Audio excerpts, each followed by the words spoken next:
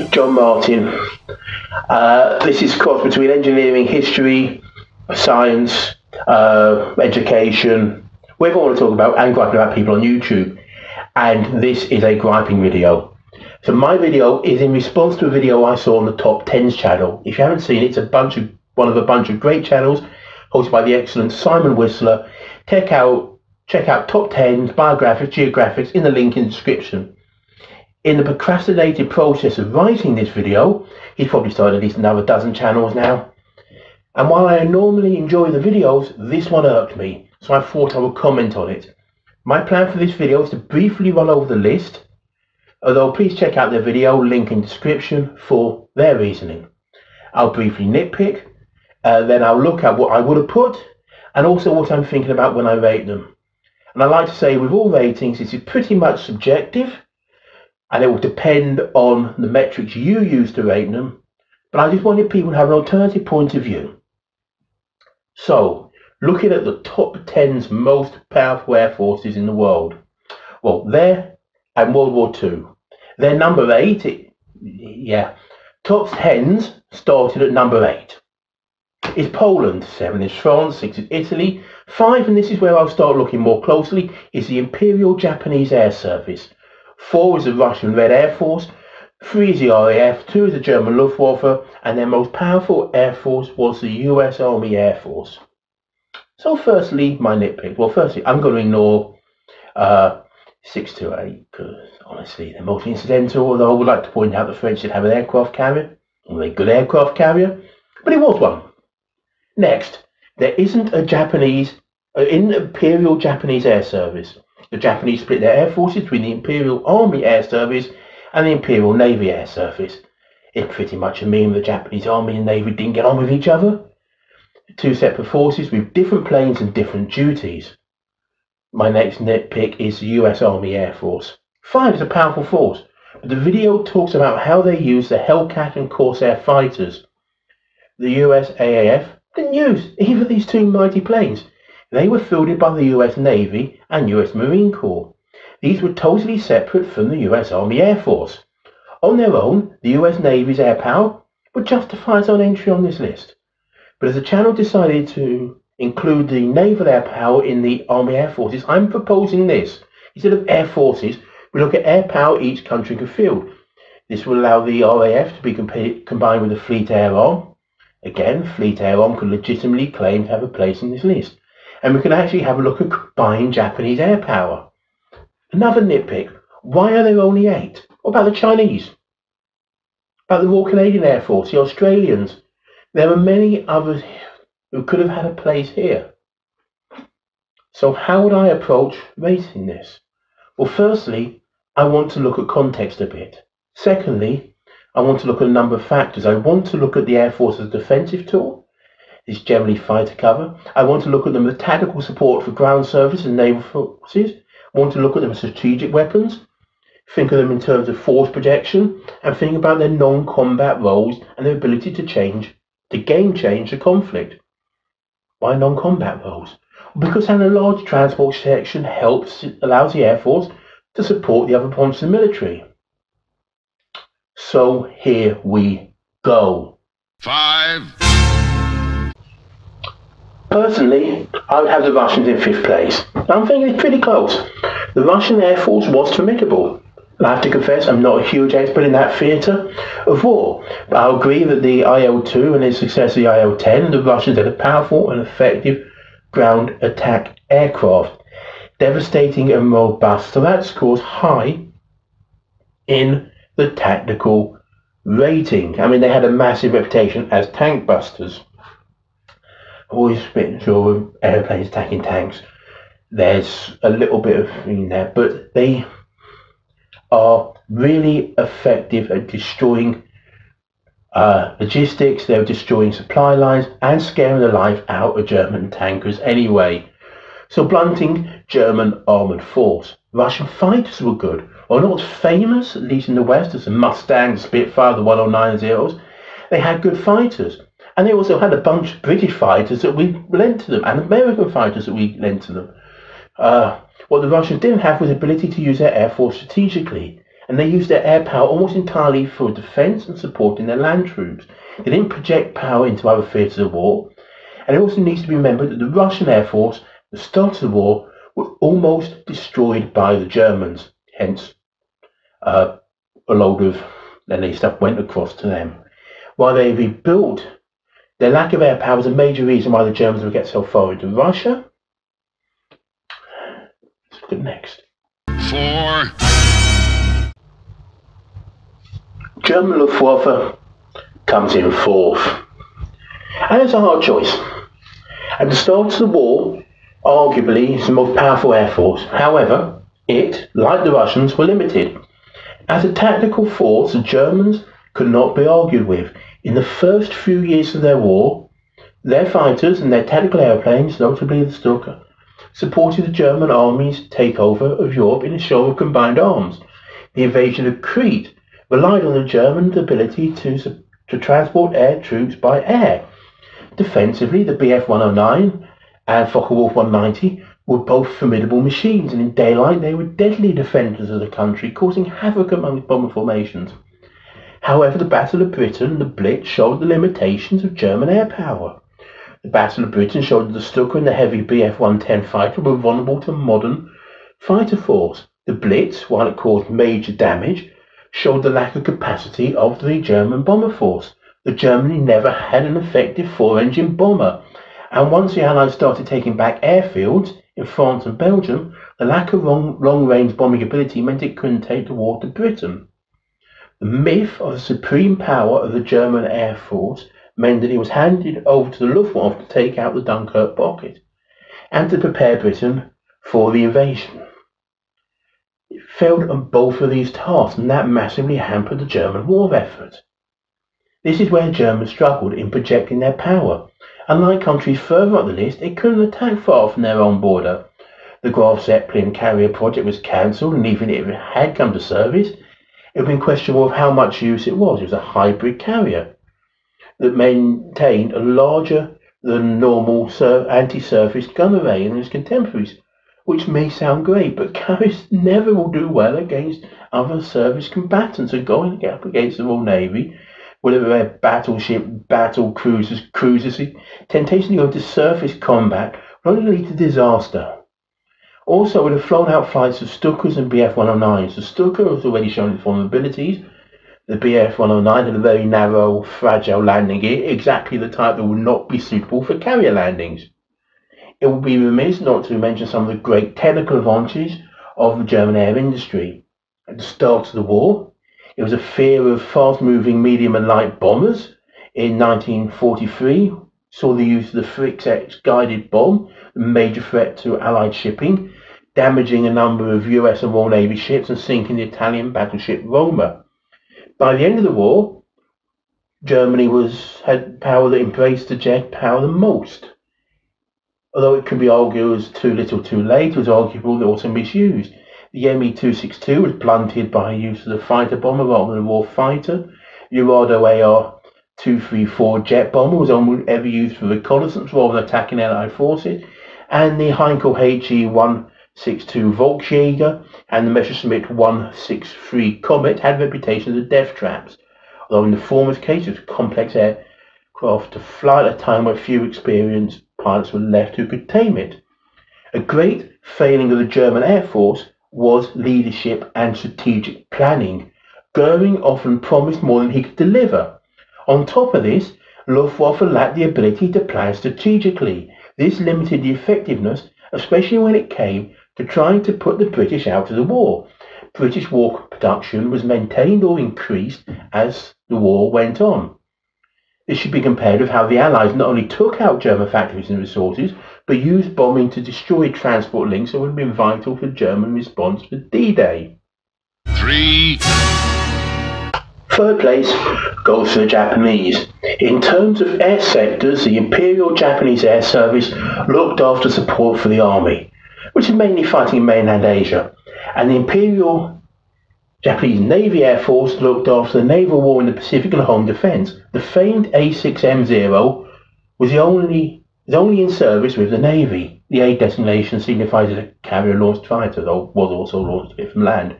Despite what TopTenz said, there were other fighters that came after the Zero, and the Army Air Service never used it. The long range of the Zero wasn't a prerequisite for land war-based fighter in that theatre. It needs to be remembered that support from their Air Force, the Japanese Army conquered much of China, Southeast Asia, and pushed towards India. The Army had their own family of fighters. As for the Zero itself, there are a number of videos, such as ones I'm linking to below, comparing with the Zero something like the American Wildcat fighter.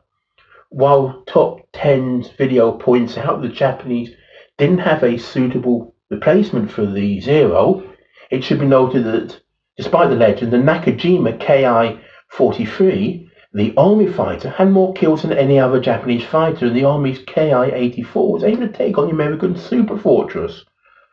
What held the Japanese back was a lack of a cohort of trained pilots and enough fuel to train those pilots. What puts the Japanese into third place is their ability to project air power and the effect that had on Allied forces. Japanese Imperial Army Air Service scored major victories, but two ones I want to look at. The first, more famous, was Pearl Harbor, where 4 American battleships were sunk, another 4 damaged, as well as many other US Navy ships and aircraft destroyed. And the Battle of Malaya, they destroyed 2 major ships of the British Air Force said. Battleship Prince of Wales, the Battlecruiser Repulse. This pretty much took out all the surface capital opponents of the Japanese Navy.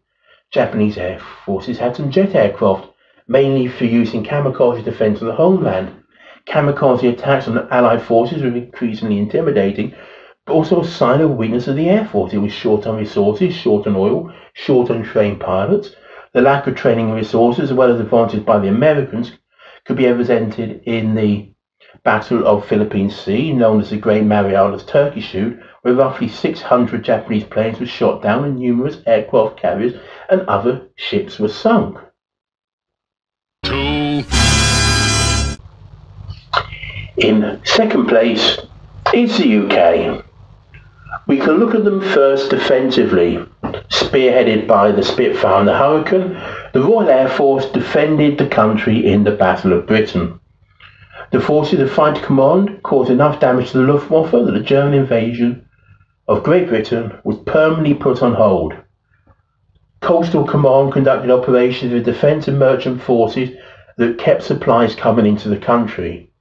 British combination of aircraft, personnel and infrastructure and technology means that they are the only air force on this list to have successfully defended a country. On the offensive, I disagree with TopTenz that the British lacked an offensive edge until the coming of the Lancaster bomber. Only the US had an effective 4-engine bomber before the British. The Lancaster was a third of the major 4-engine British bombers that arrived on the scene, with the Handley Page Halifax and the Short Stirling having their first flights in 1939, while the Lancaster wasn't airborne until 1941. Both had limitations. The Stirling was limited by specifications that made it had to fit inside a standard aircraft hangar. The Halifax had internal obstructions in the bomb bay that meant while it had a large capacity, it was limited that it couldn't carry the largest bombs. However, the backbone of the RAF force for a long time were twin-engine mediums. The Wellington, backed up by Whitleys, Hamdens, and Bostons.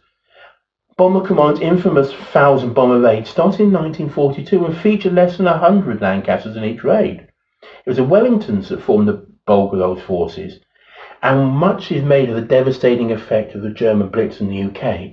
The RAF were able to drop in a week the same amount of bombs that Germans dropped in 4 or 5 months.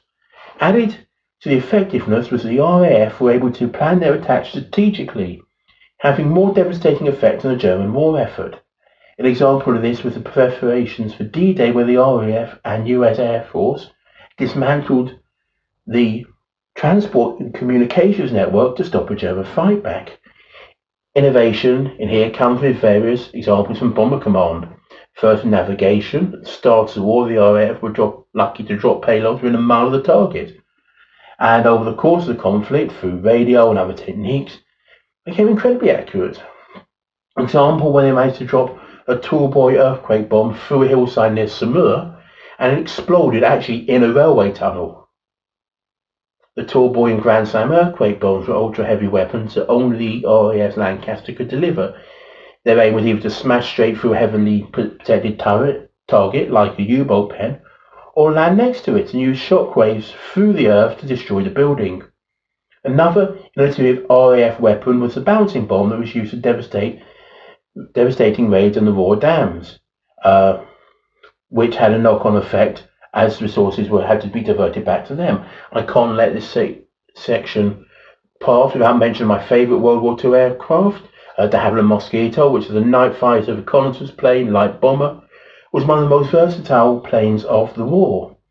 And a quickly mentioned innovation was a Meteor jet fighter. Just to mention, it did exist, although it was never using the numbers that would affect the outcome.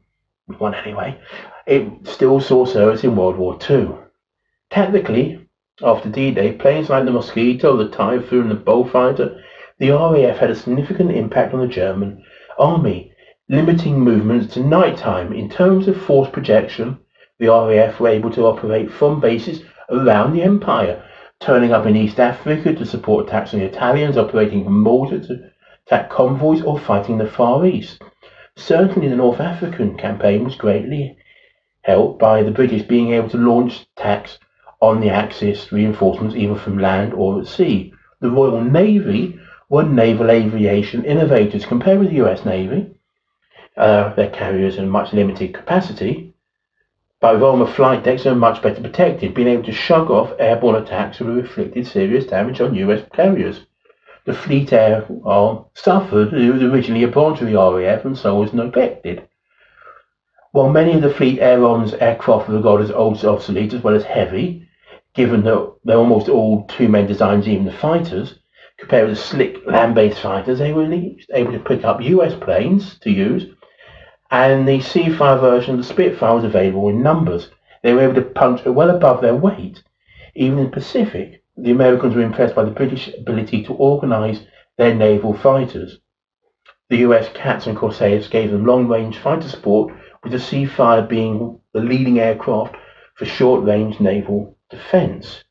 The venerable Royal Navy Swordfish torpedo bombers attacks at Taranto effectively put paid to the Italian Navy's ability to send out capital ships and challenge the Royal Navy in the Mediterranean. As for the Germans, well, they had 4 battleships as well as 3 pocket battleships in their capital surface fleet.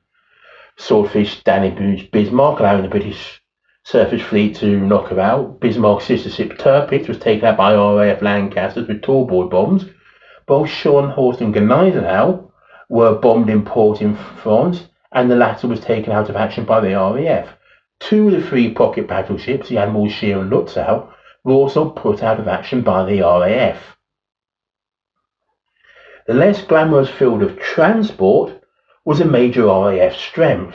Yes, it used a lot of US airplanes, especially Dakota, but it was RAF Transport Command that was the backbone of D-Day, and also the Market Garden offensive towards Arnhem, the largest airborne attack of the war. And it wasn't just parachute, it was also gliders, which allowed them to put light tanks, jeeps and field guns into the battlefield.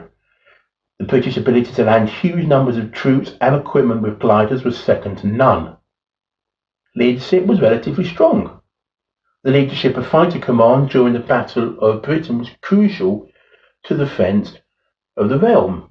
But on the other hand, politics got in the way, with Dowding and Park, who had been crucial in the Battle of Britain, replaced by the more fashionable Trafford Lee-Mallory, whose experimental big-wing defence was a massive backward step. Bomber Command, a backwater, was reinvigorated when the controversial Arthur Bomber Harris took over. He had the clout to bring investments into his command, which motivated his troops. 1.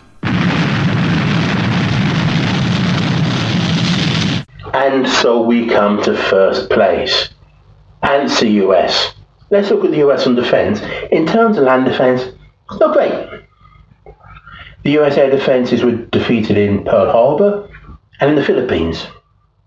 The classic American fighter aircraft that we all think of from World War II, Mustang, Thunderbolt and Corsair, and the Hellcat were all introduced from 1942 or later, with the Lightning coming in 1941. At the start of the war, the Americans were using Brewster Buffaloes, Grumman Wildcats, Curtiss Hawks and Warhawks, which were outclassed.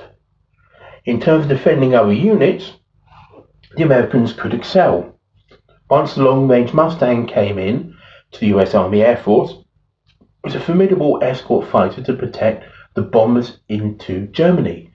The Corsair and Hellcat gave formidable defence of naval units.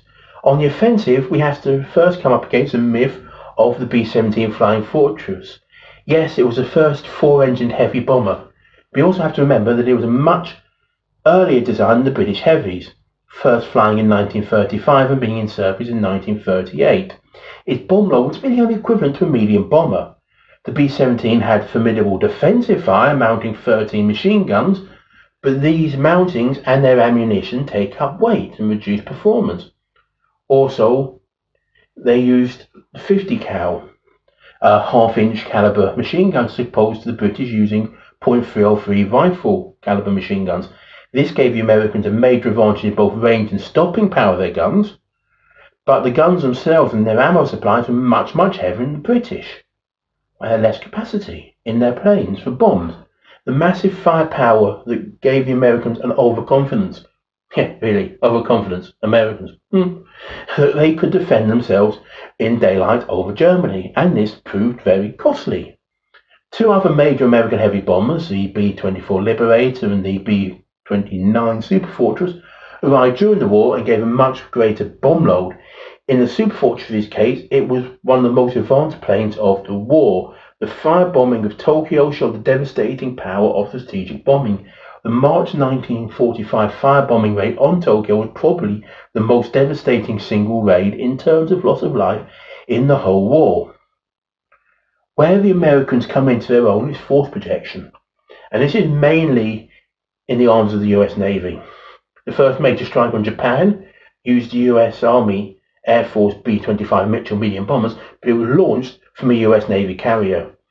Once the US Navy got its game on, it was a time that America became a superpower. To supplement the pre-war designs between 1940 and 1945, the US pumped out 20 Essex-class aircraft carriers, each holding up to 100 planes, with Devastators and Avengers as their offensive might, as well as Hellcats and Corsairs as defensive arm. These carriers, on their own, were massively powerful. On top of that, the US pumped out nearly 100 escort carriers, 35 odd went to the Royal Navy, to protect their fleets. Decisive victories at Midway in the Battle of the Philippine Sea, the Great Marianas Turkey Shoot, as well as pretty much complete destruction of the Imperial Japanese Navy, laying the carpet for the land campaign in the Pacific, showed the complete dominance the industrial might of the US had with its air power. In terms of transport logistics, the US built the C-47 Skytrain, known in British service as Dakota. Douglas and other US companies built a huge fleet of transport aircraft, which was needed as the US was isolated from the theatres of war. Personally, I think the Royal Air Force was more powerful in terms of its land-based combat air force. And while the Royal Navy was a pioneer in naval air combat and incredibly effective, it could not compete with the US Navy in terms of power at sea once the US had got geared up. Again, it needs to be looked at when in the war we are judging this, as US air power was strongest at the end of the war, where if we look at the German and Japanese power in 1949, then a much stronger showing. What pushes me towards the US at number one is its use of the atomic bomb. The effect of those two bombs were felt for decades to come, and not only game changed the conflict, but game changed the world. So thank you for listening. I've been John Martin. Until the next time, like, subscribe, and leave a comment below. Do you think I'm right? Thank you very much.